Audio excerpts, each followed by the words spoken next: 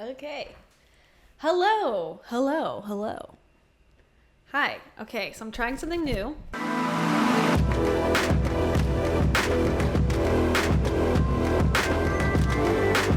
I'm trying to be more efficient with recording videos because it does take me a long time to get videos up and out to you, the viewer, to my fans.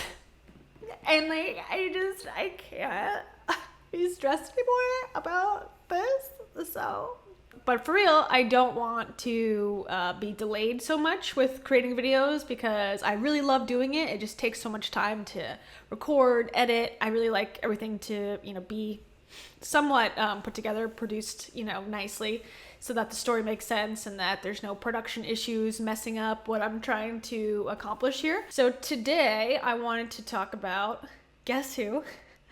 Rachel Hollis, once again, the fan favorite on this channel. One day I will give her a break, but today is not that day. I talked about the podcast where she discovered like a dead person allegedly in the park and how she turned it into a life lesson about herself. But there was another one that was really interesting that she posted like shortly after that one about Dave, her ex-husband, who she refers to as her ex-husband mostly. But today we're going to discuss him a little bit, and we're going to talk about Rachel Hollis's podcast where she goes into detail about what happened and why they got divorced. And the reason why, and I know it definitely the line is a little bit blurry because it's like, well, why should you be talking about their personal life? The reason why I feel justified in talking about their personal life is because they turned their relationship into a brand in which they sold that to people. They had conferences in which Rachel and Dave would go on stage and talk about how great they were and how they overcame obstacles, and all of her books discuss Dave and their relationship at length. And other than what Rachel's produced books-wise and her courses and her conferences, what else is she famous for? So that really is a part of her as a business owner because she's selling her story. So me talking about her story, I think is fair game. If you disagree, this might not be the channel for you to watch. But that's where I take a stand on things. So that's where we're at. So I'm gonna be fancy for a second and watch this. Oh, it worked. Okay, so before we get started with the podcast, I just wanted to fix my hair in my lovely shirt to match my background. This is Rachel's Instagram. So let's scroll down. I just want to give us a refresher about how long ago her and Dave broke up, just to give you some context. Okay, so I've scrolled down here. What a wonderful photo. So happy. So in love. Love it. They've posted this same photo several times, I guess, because this is the photo, I think, unless they took like the exact same photo. This was the photo that they took to announce their divorce. I guess she just reused it. Okay, so this is from April 23rd, 2020. So they were still together at this time. And they're talking about, you're a leader, you should be a leader, blah, blah, blah.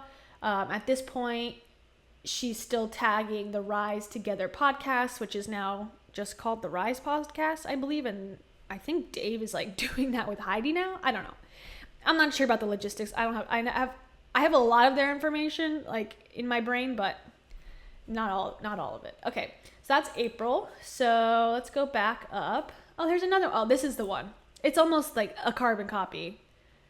I mean, look how similar those photos are. Come on, give me a break. Like, that is the same photo, essentially.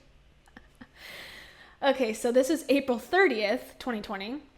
And it says, today on the podcast, Mr. Dave Hollis and I are talking about how quarantine has affected our, makeout sessions.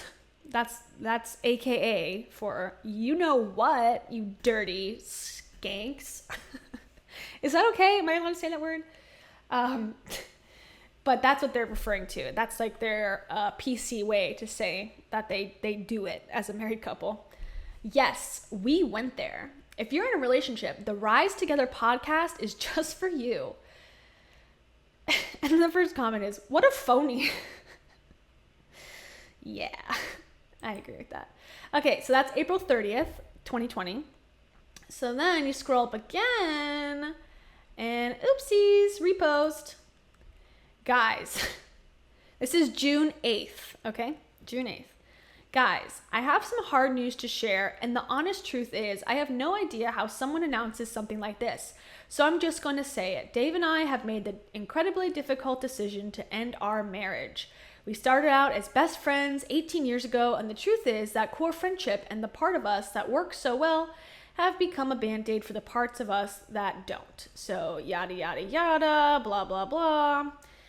First comment on this one, y'all are as fake as they get. Here's another one. I never write on these type of topics. The irony of people saying they have been duped is just crazy. If you didn't feel better nor connect after her book, then you were duped. If you did, then you grew. It isn't fake if you felt better. Oh, I love that argument. If people lie to you, but it makes you feel good, it's not really a lie, is it? I'm like, yes, that is a lie. That is called lying to yourself. All right. Great comment, not. All right, so that was June of 2020. So it's been about 1 year, right? We're in August now, so a year and 2 months, at least since it's been announced. But also remember, in April, they were acting like, everything's fine and dandy. They were making out and stuff. So just to give you a timeline of what they were presenting to the public, I wanted to remind everyone that that was it. And then, oh, look, 4 posts later, didn't see that coming. I wrote a book about my divorce. And I guess I haven't read it, to be fair. I have not read this book yet. I will at some point. But she said it was only added after they announced the divorce, allegedly. So, okay. Totally believe that. So let's go to her podcast. And it's called, let me find it. What is it called? It's called 1 Year of Singleness. Okay, here it is. July 6th, right? Okay. Reflecting on a year of singleness. So she's considering 1 year to be July, I guess, July 2nd. And remember, she's been dating the person she's with and now in love with for at least a few months. The new man in her life. Who also, let me go back to her Instagram. This apparently is him, I guess. And it's cryptic, and all it says is a yellow heart. Let's move on to the podcast. So I'm going to try to cut out the parts that are, the ads and whatever.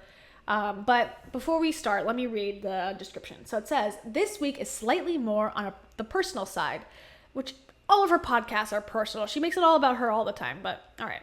July 2nd, 2021 is when I sat down to record this. Okay, so that was, a month ago from today.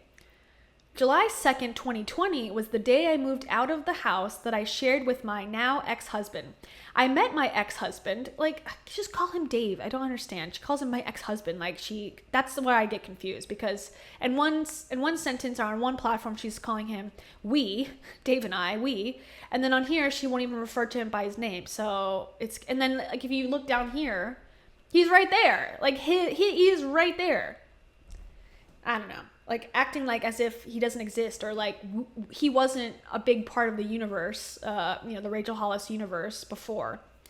But whatever, maybe there's some legal reason I don't get. Anyways, I met my ex-husband when I was 18, and when I got divorced last year, I was grappling with that pain, but also the fear of living alone as a grown adult for the first time. I want to talk with y'all and reflect on a year of singleness and living alone and some of the lessons I've learned. Okay, so just number 1, she hasn't been single for a year. Number 2, living alone, to me, I don't know, is kind of a stretch. You have children, so are you really living alone? I mean, the days off maybe, but I don't know, do you not consider your kids part of your life? If you were living with 5 kids, you'd be like, I live alone. I don't think so. But, maybe it's the way they see it. I also think it's interesting that Dave Hollis refers to himself as a single dad because he has a co-parent with Rachel. So do you consider yourself a single parent, especially when you have a very involved girlfriend in your life to also help you raise the children. I don't know. Let me know in the comments below what you think. Anyways, all right, let's get this show on the road, shall we? Welcome to another week of the podcast. And this week is interesting, maybe something that's a bit more on the personal side than I might normally do in one of my solo episodes, but it feels fitting because I am recording this on July 2nd, 2021. And exactly 1 year ago today, on July 2nd, 2020, I moved out of the house that I shared with my now ex-husband. I moved out of the house that my kids were in. I moved away from home and into a new home. And it was... And maybe I'm thinking here, this is like a gender stereotype, but it's kind of odd, don't you agree, maybe? That she would move out of the house and not Dave? I know she was the one who asked for the divorce. I mean, that's been public knowledge from basically the beginning because Dave told everyone that. But come here. Come here, you cutie. Come be on the new set. This is Tara. She went to the vet today. Here, let's switch back. She went to the vet today, so she's very cuddly and sad because she got shots. Man, this is what my hair looks like? Okay. Wow. Sorry. One of the hardest, scariest, and also exciting times of my life. And there's so many big, heavy emotions last year on this day. And I thought, man, I'd love to talk about what I've learned in a year of being on my own, in a year of being single. And maybe you're listening to this, you're like, well, who cares? There are people who are single all the time. But the interesting thing about my story... But they're not me. So who cares about them? It's interesting because I am a queen. And I have a maid who washes my toilets.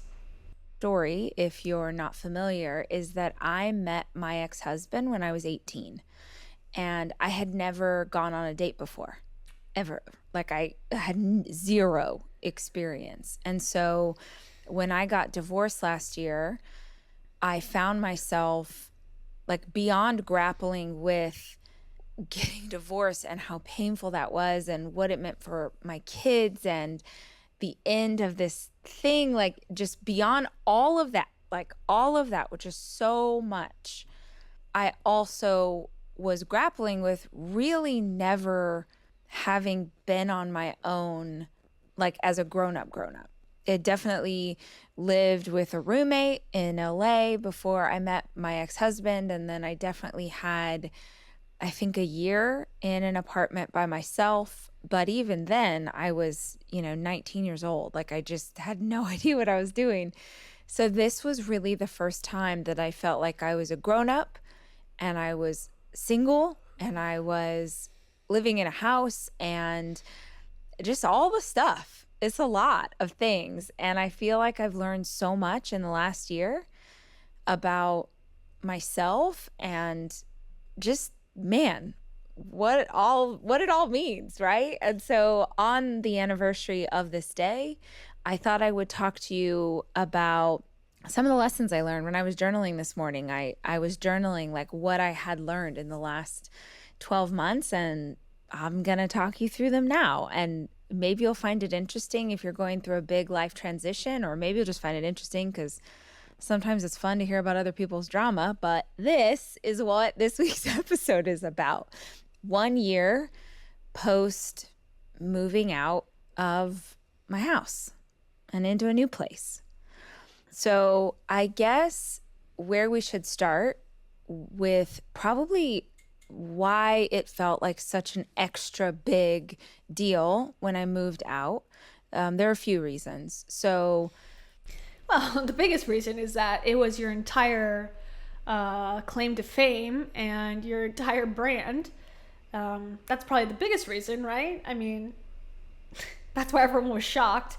And, she'll say, and she said in other interviews, like, people just think they know me and then they judge me for making choices, but they don't really know me. It's like, yeah, but your whole brand, even in your divorce announcement, you're like, we have been 1000% authentic and open with our community and blah, blah, blah. It's like, you can't have it both ways. You can't have like total privacy and then also sell tickets to a conference about how great your marriage is, and then when people get upset that you were essentially leading them on, and then you're like, oh, they take it too personal, they don't know me. It's like, I think people have a right to be mad, 100%.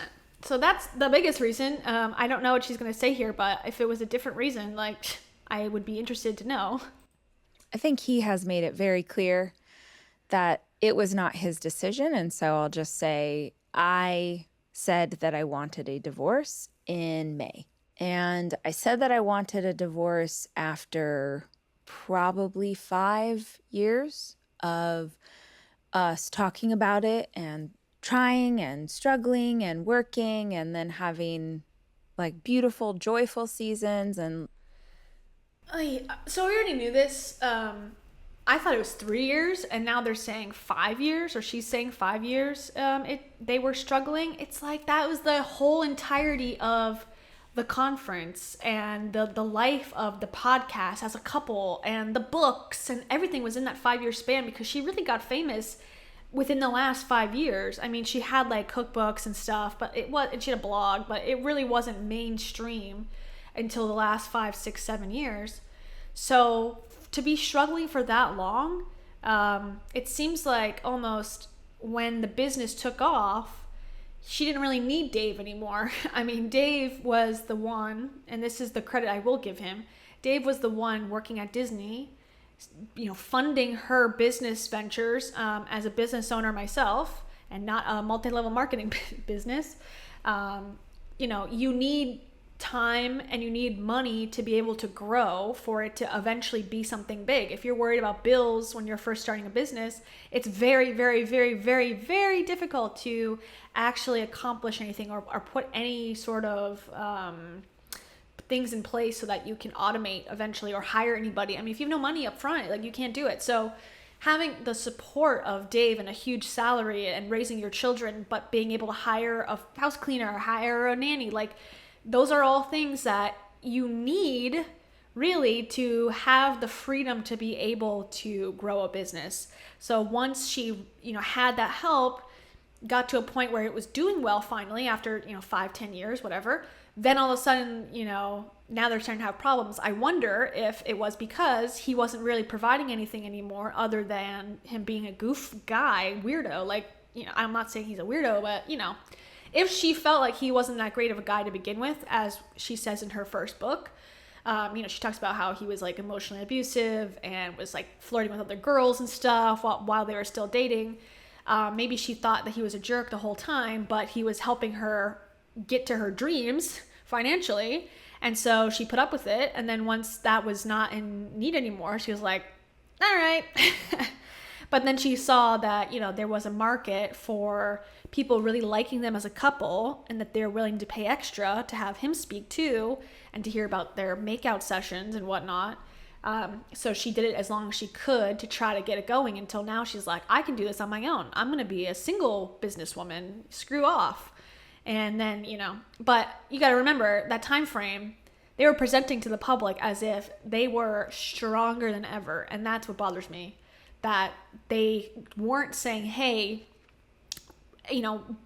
having divorce talks for 5 years should have been, if you were truly authentic and sharing your relationship advice and sharing about your relationship, should have been discussed 5 years ago and throughout the 5 years. And people, when they got divorced, should have been like, oh man, like, they were really trying, but I understand, like, they really put the effort in to fix it. And that was not the sentiment that came off, because it was like, oh, we're perfect.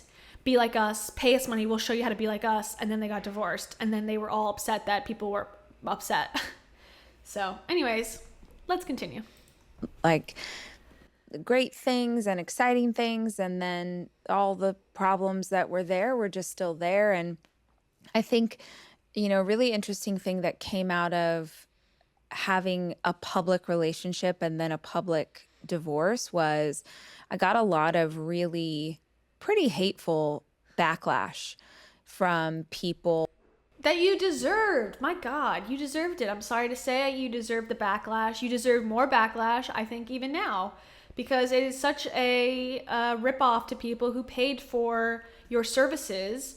If you're a therapist and and it's not even being a therapist because therapists don't give their own life as the guidebook.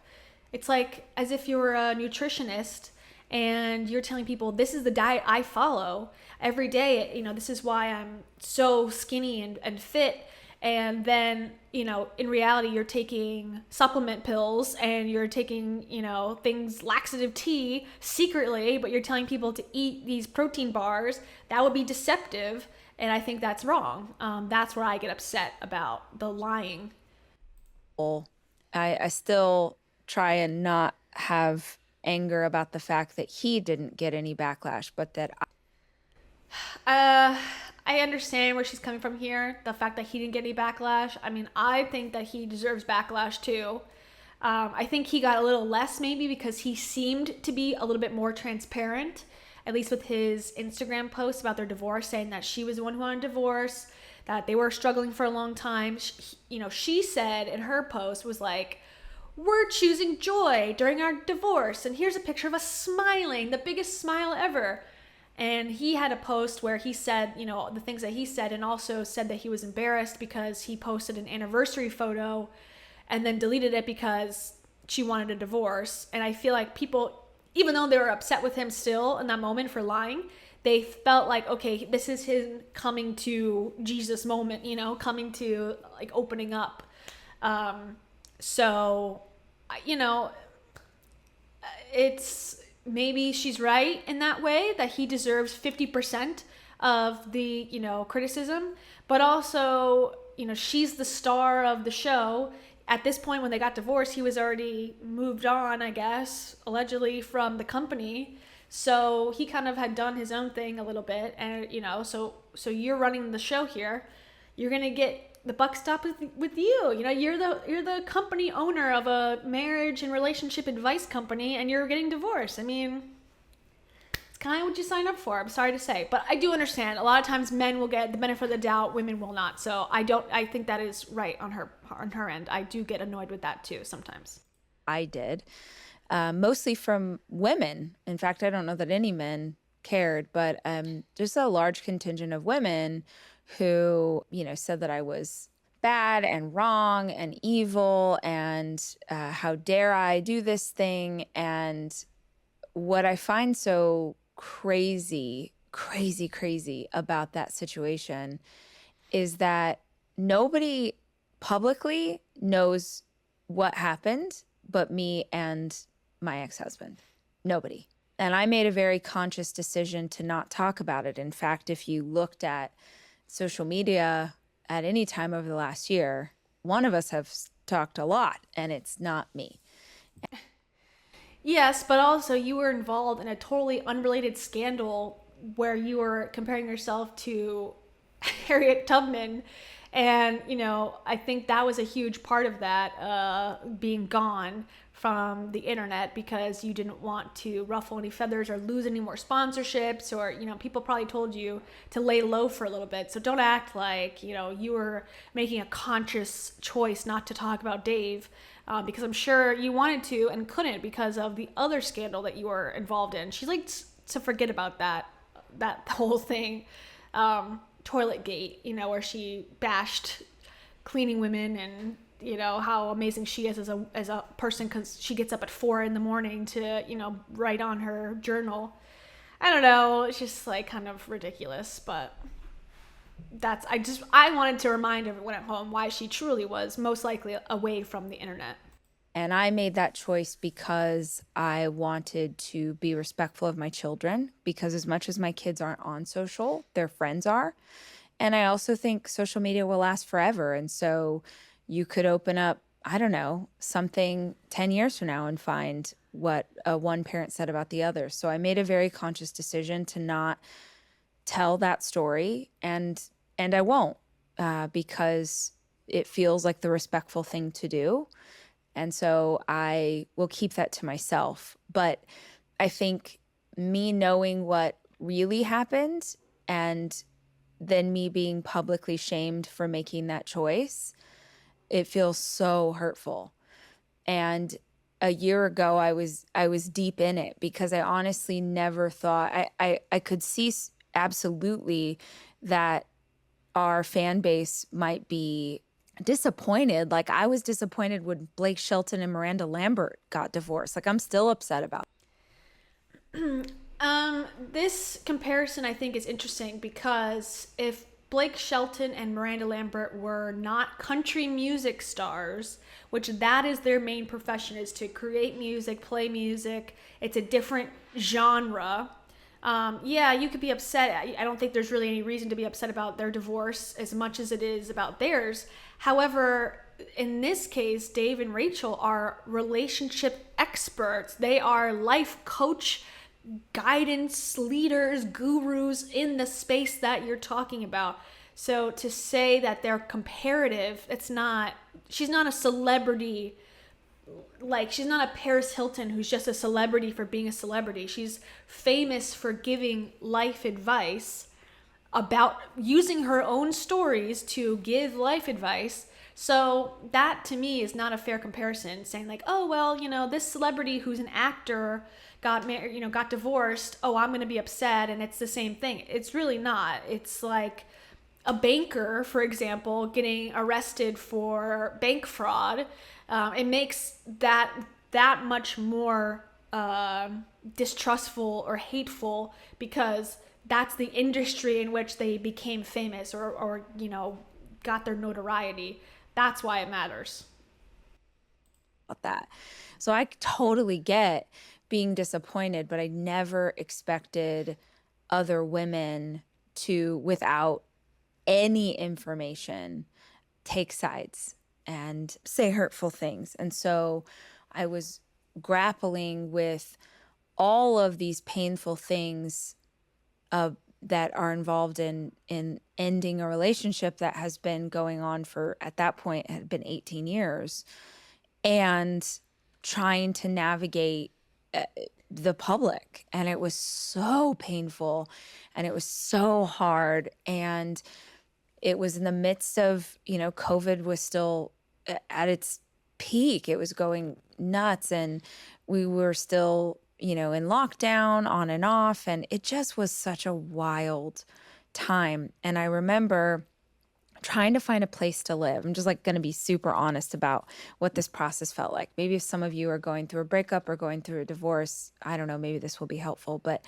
I remember that I needed to find a place to live, and it felt so impossible inside of COVID.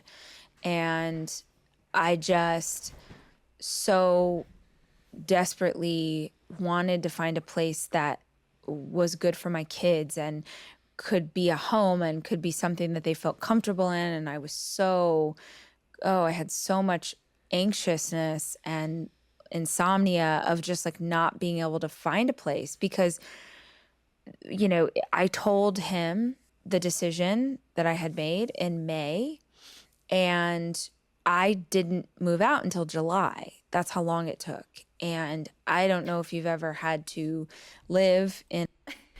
I laugh only because I know people personally that, they went through divorces or are going through them now, and they had to live together for a year because their finances were tied together so tightly that, just going and buying a new mansion was not in the cards. So to say like, oh, I told him in May I wanted a divorce and by July it was miserable. It's like, okay, first world problems, it's like a lot of people have it a lot worse. You don't have friends, or you couldn't have stayed at a hotel. I mean, you don't have the finances to do that. Like, and she'll talk about this in a little bit. I think, well, no, yeah, she'll talk about this in a little bit about how, she sleeps on the floor. It sounds like a choice to me, don't act like you're poor and you are just like all of us who struggle with money. Unless you've completely tanked the company, which I don't think is the case, or you've spent all your money on whatever, coffee and beanies. She's got money, at least enough that for 2 months she could have rented an Airbnb in Austin and dealt with her feelings that way. So saying that, she had no choice and that it was so hard, it's like that kind of seems like a choice to me, but a choice of coming from a privileged standpoint.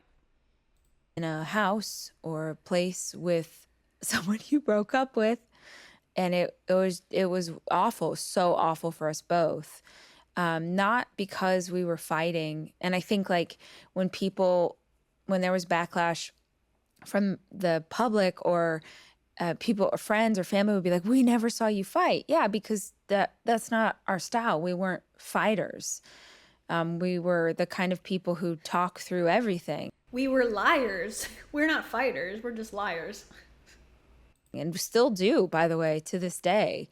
But just because you don't fight doesn't mean there's not a lot of pain there and a lot of resentment. And it felt like, I don't want to be overly dramatic, but it felt like torture. I mean, just every day.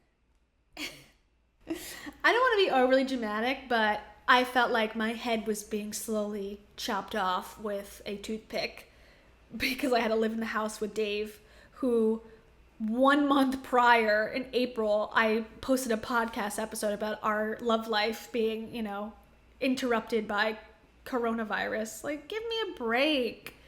Give me a break. I'm sorry. I cannot. It's just so embellished. Oh God, my glasses. It's so embellished. It's literally like that. It's like, oh my God, feel sorry for me. I had to be in a house with the man I've claimed to love with all my heart for an extra 2 months before my mansion was ready. It's like, come on. In that space, and both of us hurting so much and just having to see each other all the time, and oh my gosh, it was so hard. And the decision to move out of the house wasn't mine. I mean, ultimately it was mine, but essentially. Oh, okay. I guess, so it's been a while since I listened to this before. So she's saying that moving out of the house was not her decision. That's interesting. What does that mean? I guess that means that Dave said, you must move out of the house. I guess. Seems weird a little bit. Like, I bought this house, or I chose this house, or I have my custom Bronco in the garage. I just cannot be bothered moving it, so you have to move out. Seems weird. I don't know what that is inferring. Maybe she goes into it. I forget. Actually, it was because I was the one who made the decision, then he felt like I was the one who should have to leave. And honestly, that like, I'm just going to preface and say, like, I'm telling y'all like a very true and personal story, but this is not anything about him. Like, it doesn't matter how great people are as human beings. If you go through a divorce, it's going to be painful and it's going to be hard, and there are going to be parts of it that are ugly.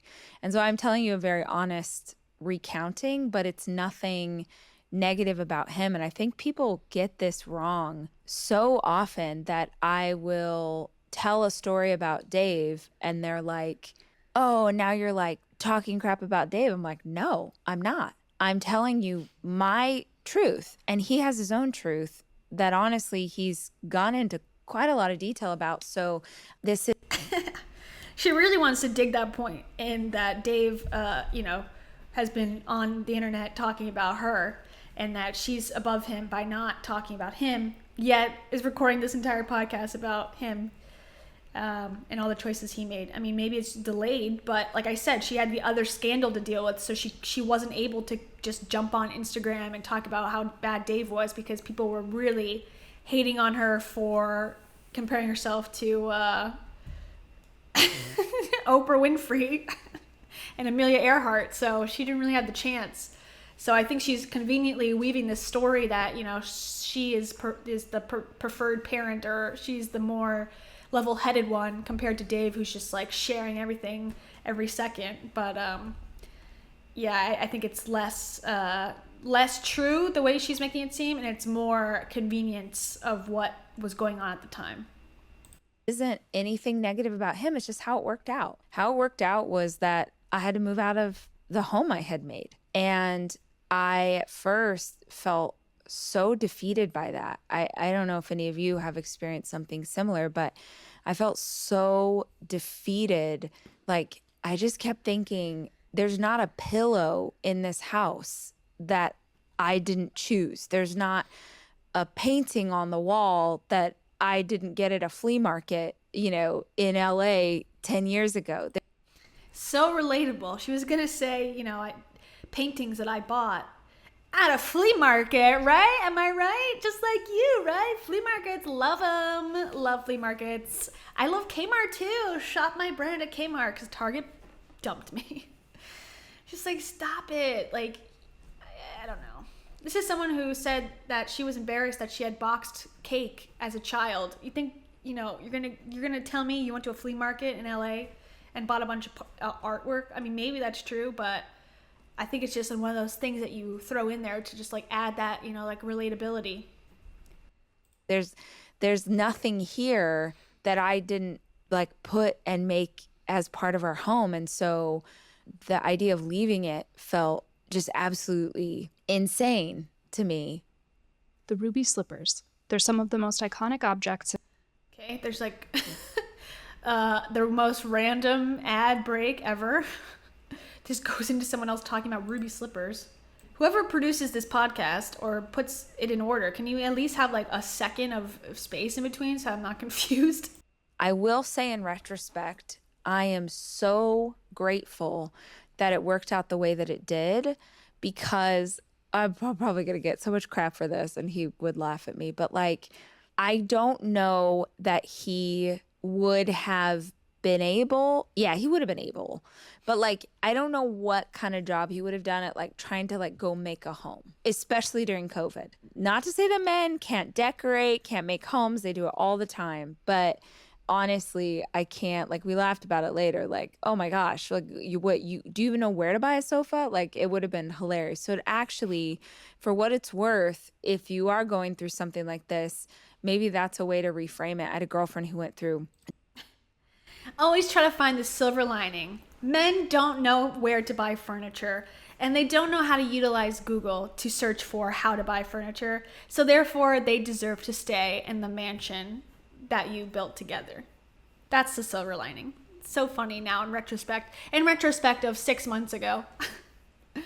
It's like, okay. I mean, I have no comments really about it. It's just like something that I just don't get. Like, okay, he can't hire a decorator. You had to leave because he couldn't hire someone to interior design a house. And what does that matter for your children anyways? Do they really care? Do your kids really care if the painting on the wall is, on target or not on target, on trend right now? Like, who cares? They just want to like live somewhere where they're stable, which, I would say is not quite the situation from what they show online, at least right now. Divorced about 6 months after I did, and she was so sad about moving out. And I was like, yeah, but you can make a whole new beautiful home for your babies. And he might go and just make like a bachelor pad, right? And my parents were divorced. That's what my dad did. My friend's parents, same thing. That's what her dad did. She was like, oh, you're right. Yeah, at least this way I can make something that I know the kids will feel really comfortable in. So it was hard and it sucked. Is this like a trend right now that every woman that wants to get a divorce has to move out of the house immediately? Like, because they asked for the divorce, now all of a sudden that they're forced by some sort of magical law that they have to move out of the house, that it's, has to be reminded that you are a better decorator? So weird. I've never heard of this before. But it was what it was, Divorce is painful. Moving into this place, I feel like I was guided by God, by angels, by my guardian angels, because when I started looking, I was so, oh my gosh, I was so nervous. I could not figure out. And I was going to go do this thing by myself, and I had to find a place that my kids would like. And to be honest, I was really scared to live by myself when the kids were with their dad. I just had all of these fears. And when I started looking, I was like, oh my gosh, I don't know what I'm going to do. And then randomly, except I don't believe in random, I happened to like find. Then why do you say it? She had the whole thing about, I don't believe in coincidence. That man died in the park because of me, and because I was supposed to remember that my goals need to be written down in my journal called Start Today, which is available on QVC. It's just like, oh, randomly, but I don't believe in random. It's like, then don't say it. Why is it in your vocabulary? It is random. But then she has to remember, like, oh, wait, I said that random doesn't exist, so I have to remember. It's like, okay, got it. The world happens through you. If you know, you know. All right. This little house in a search for something, and the pictures weren't very good, and I was kind of like, what is this? And I just sent it to my friend. I'm like, hey, do you think we could try and go look at this one? And so we looked. I took Jackson with me, which I highly recommend if you have kids. That was a big and important thing, was him being able to feel like he was part of the process. The other boys, were like sort of like whatever, but Jackson really cared, and I took him with me, so he had an opinion in Jackson's my oldest, so he had an opinion in everything. And we walked into all sorts of places, and I just honestly, it just like each one was sort of more discouraging than the rest. And I thought, oh Lord, I'm going to end up having to get a bachelor pad like my dad, even though that's not what I want to do. And then we came to this place, and I remember walking through the house, and there was a little garden on the side yard, and that just made my heart swell. And I walked out to the back patio, and I just like had this clarity in my mind of, I'm going to sit on this back patio and I'm going to heal. And it still isn't the most ideal house. Like, it's pretty small for me and 4 kids. And Noah's bedroom, it was like an office that was converted, but like I made it cute. Don't worry. The boys have to share a room. Like, it's not what they have at their dad's. There isn't a pool. There isn't a trampoline. There isn't go-karts. There's like it doesn't have all the bells and whistles, but It's pretty crazy that they have go-karts at the house. I mean, I know they live out in the middle, like, of the, not forest. They live out in like an area where there's a lot of space and land. I guess at least what they show, when they're in the pool, or they're going on the Wrangler thing that he's got, or whatever his car is that he likes to show off. Dave, I mean. So it's interesting that they have go-karts. I didn't know that was a part of their collection.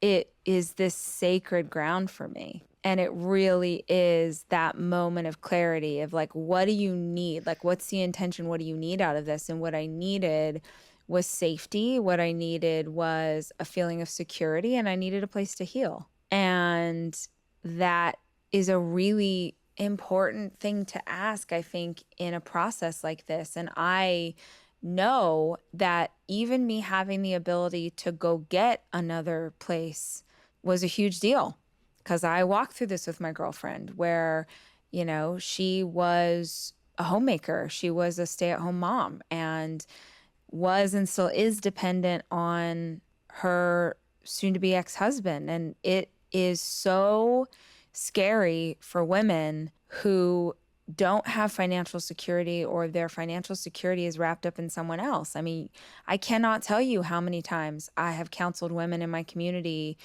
who have a partner who's abusive, or who have a partner who cheats on them, or who have a partner who, and they... How have you counseled them? What do you know about any of those things? What's your advice? Go and buy a mansion? Go and buy a house with a beautiful patio? Like, okay, if they go, hey, I'm actually a minimum wage worker and I've been abused, I need help. What are you going to counsel them to do? That's the part where I just don't understand. It's like they have no, and they, I mean Dave, Rachel, and any other life coach person that's out there that doesn't have any credentialing, who is taking somebody's real life and just giving like this general advice, like, don't give up. Okay, thank you. You can pay me my $400 an hour now. It's like, it makes me roll my eyes, because it's so, contingent on what the situation is, and these people have no qualifications that make them able to look at each situation and give solid advice that's actually going to help somebody and not ultimately hurt them. But the confidence factor of I can counsel anyone and anything, has worked up until this point. And I hope that in the next few years that starts to go away and people start demanding qualifications or proof that you've helped someone previously in a very specific situation, and you only take clients that fit that small niche, not the any problem, come to me and I'll give you advice. It's like that does not work in any sense. In any world, that does not work. They have stayed far longer than they should because they don't have another option. So even having the ability to go somewhere else was massive. And I don't take that for granted for a second. When I moved out, which was a year ago today, because I signed the paper, whatever, got to move into this place. When I moved out of the other house, I took my clothes and some family heirlooms. It was, I loaded up my car. I think I did 2 or maybe 3 car loads, and I took nothing else.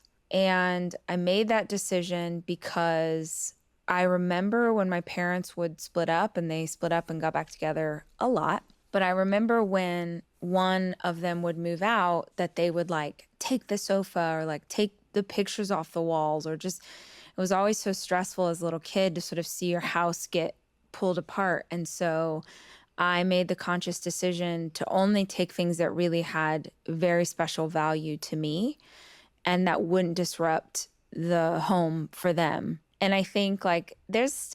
I guess that's good, but it's almost like a humble brag. I only took what I needed. I didn't ruin my children's life. You should praise me for not ruining my children's lives.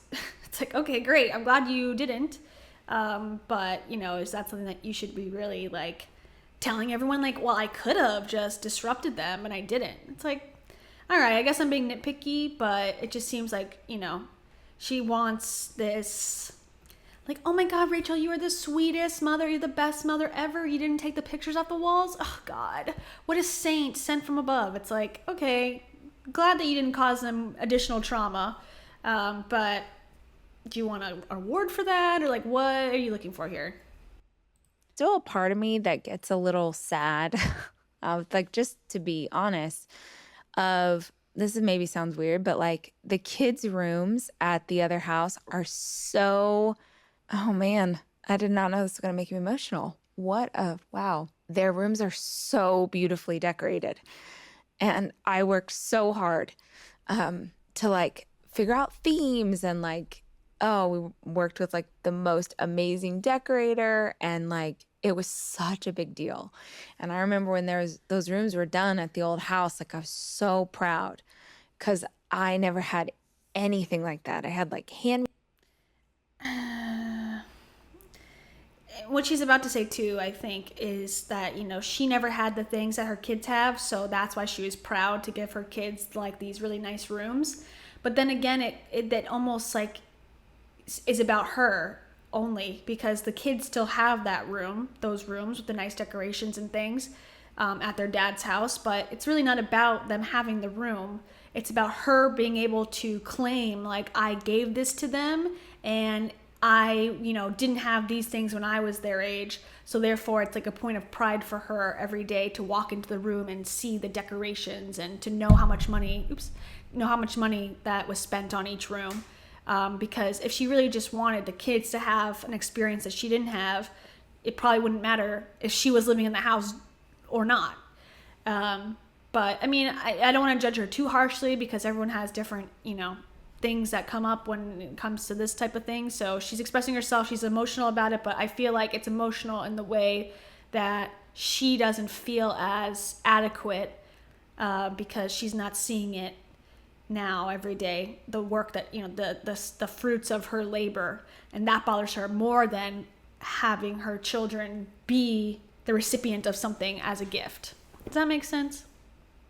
Me down furniture and just never. And I was so proud of how beautiful their rooms were and how they spoke to their personalities. And it still makes me really sad that they don't have that here yet. Yeah, like they don't have that here yet. And I say yet because I hope that someday they will. But, it was when we first moved here, it was so hard to get anything. I don't know if any of y'all had to move in COVID or like get furniture or whatever. It was so impossible. I remember like I did not have furniture for months. And for months I didn't have furniture. I had a roof over my head, thank God. And I had mattresses on the floor. Thank God for that, because the very first night I moved here, I slept on the floor. I had literally nothing. This part too, and I know a lot of YouTubers have talked about this, like, oh, I slept on the floor with literally nothing. It's like, you didn't have to though. That's like someone who, has $1 million and says, I'm gonna go live in the woods. Like, why? You don't have to. Yes, but feel sorry for me because I lived in a tent. It's like, well, you're choosing to. So my sympathy kind of goes out the window when you choose to live the way you want to live. I mean, that's almost like a privilege as well. Like, I got to sleep on the floor of this mansion and I could have went to a hotel, but I didn't want to. That's different than I had nothing and I was living on the floor. It's like, you want us to believe you're a mogul that has no money? It's just like, what is the narrative here? Who are you? What have you done with my life coach? Yeah, it's confusing. It's just like, what type of person do you want us to think you are? Successful or just like us? And she goes back and forth. I feel like she's got like two personalities, where you have no idea which one you're supposed to follow. I remember every piece of furniture that would come in, I would literally like bawl, like sob crying. Like when I got a sofa, I cried because I just was so grateful for every piece of furniture. And you can't understand it unless you've lived through it. You just can't. To not have those things, or honestly, they would come from this like amazing house at their dad's and then they'd come here and I like had nothing. I had like a table set up, right? Or we could like play board games, and man, did we play board games. But it just made me sad, and there's still parts. Couldn't Dave like lend you a couch? I'm sure at his house he's got like multiple rooms. They probably have a den, and they probably have a living room. They probably have a basement room. I don't know this to be true, or a game room or something. He couldn't lend you a couch in the interim. It seemed just really odd that like, oh, there was zero furniture in the whole world and I couldn't get anything. And, it's like, we moved during the pandemic, my fiance and I, and, we didn't go to the store to buy furniture. We bought it on Craigslist or on Facebook Marketplace. And I'm not saying that's what she should have done, but you could have in the interim, not forever. If it's between sleeping on the floor and sitting on like the ground with your children there, you could have just bought a used couch for like a couple months. I mean, I feel like the excuses just don't really quite make sense for reality. It seems way more dramatic, way more like, oh, I was suffering. She needs to show that she was suffering in some way to get you to feel bad for her, which is kind of annoying. Parts of it that make me sad because, you don't want to be like the place that is not as fun. But I feel like in terms of stuff, like having stuff, my house definitely isn't as fun as the other house they get to stay in half the time. But it for sure is fun in terms of energy and joy and play and laughter and watching movies and hanging out with each other and cooking and eating. And like, we have found a way. Might not be in a well-decorated room, but we have found. I think it's also one of those things like, this is a Rachel thing. Like, she's so preoccupied with the decoration, the decor, how it's perceived from the outside. Then her kids probably are, then like Dave probably is. I don't know if that to be true, but I would imagine. She's the only one, like, there's an article about Rachel. I think I'll put it in the description box. I put it in one of my other videos where she writes an op-ed about her wedding was so tacky and she hated the linen and she hated this and that. And it was like, the pictures looked like it was a fine wedding. It wasn't extravagant to the point of like, Madonna's wedding, but it was fine. And she talks about Rachel in her book about her birthday parties as a kid. Her mom baked her a cake from, the box, and they had bean dip and stuff. And she was like not impressed because it wasn't like a cake from the bakery that she, liked and was expensive. Like, she's specifically cares about the look of things, the richness of things. You know, she talks about in her book too that she bought a Louis Vuitton bag because she wanted to feel good about herself, and that she had these things that, you know, showed wealth. And yeah, you know, some people are into that. I'm personally not into that. I think what you are, your character, is much more important than what you look like. Obviously, as you can see what I look like on a daily basis, that's not the important thing.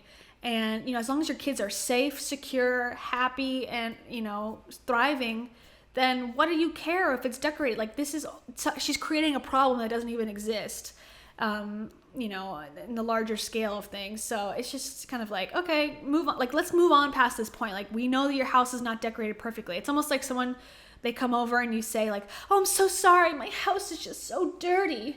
And it's like, there's nothing wrong with it. And you feel uncomfortable because you're like, it looks fine. They're like, no, I'm so sorry. You know, I normally don't do this when I have strangers over. And it's like, the house is totally fine. It's just awkward. It's like, makes you feel like, am I being judgmental? Do I look like I'm judging them or something? It's just weird, but that's just an aside of this whole story. Let's continue. Away, and we have gotten so close. I think that's something I could not possibly have fathomed before all of this, is how close I would become with my kids. I was so close to them before, and it is not even comparable to the relationship that we have now. We're sort of like, we were in a bunker together, you know, because of COVID, and then going through the divorce. And I just wanted to be present for them, and I wanted to make sure that they were okay. And that has been beautiful, guys. As much as, God, it sucked. It sucked so hard to go through all of those things. Coming out the other side is like, these relationships I don't know if I ever would have had. So there's some goodness there. Neutral product. I didn't Words.com today. That's ALLBIRDS.com.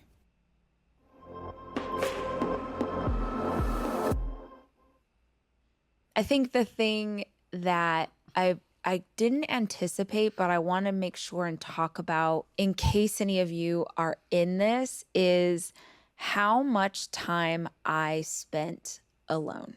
I really process by myself. I do. Okay, I'm gonna throw a wrench in this a little bit. It was almost impossible for you to spend that much time alone, comparatively to people who spend years alone, decades alone, on their own, doing their own thing, living in a foreign country, whatever. You have not been alone you were living in the house, you were married and living in the house in May of 2020, and it's July of 2021, or now it's August of 2021, and you're in a very serious relationship with someone else, and you have your children living with you half the time, 50% of the time. I don't think you're the one who is able to speak on how long and how hard it is to be alone, or how great it is to be alone.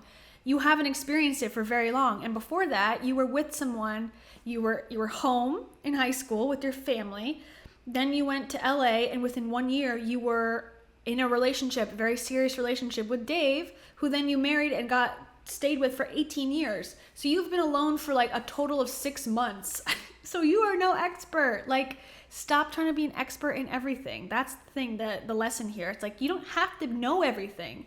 You don't have to be an expert, but like giving advice like, oh, I spend so much time alone. Now I'm going to give you my tips on how to be alone. It's like taking tips from a first, freshman in college who's pre-med track, giving advice to, a surgeon. It's like, you don't have the same knowledge yet. You got to wait a little longer or go down the path, and then you can give advice. You don't have the experience. Stop. It's this whole self-help thing. You just like claim whatever you want and no one can question you. It's annoying. Do not like to process in a group. I don't want to do it with my friends. I don't want to talk it out. I really need to process and think and journal, and that is how I get through things. And I was alone I was either with the kids because they're here half the week. So I was with the kids half the week, and then they would go home and I would work, and then I would be alone. And I was by myself, alone with my thoughts for months and months and months and months and months. And That's just not true. I'm sorry, that's not true. Months and months and months and months. It's only been 12 months since the divorce was announced. Within that period of time, you met somebody and were frequently traveling with them and talking about dating them. So I don't buy it. I'm sorry, I don't buy it. Months and months and months and months. It's like, no, it was like maybe 4 months max. Months and months and months and months, I guess. I mean, I guess that's what she's trying to say, but like, it's not that long. That's like the basics of, I don't know. It seems like she's acting like it's been like 20 years. It's like, you gotta put in perspective. That's not that long of a period of time. That's the honeymoon phase of any sort of anything. Hello. Okay, so as I'm editing, this video is super long, so I'm gonna wrap this one here, and then I'm gonna also post part 2 right now. So I'm gonna post it right after I post part 1, so you won't actually have to wait for anything. But it'll just break it up a little bit, give you a break. You can go take, a little nap or something, and then start the second half of the video. But that's why this video is ending kind of abruptly, but it'll be there for you when you're ready. And if this is the end of the road for you, you just had enough Rachel Hollis content for one day, comment if you have a comment, subscribe, I'd love to see you, and always choose sadness. Bye.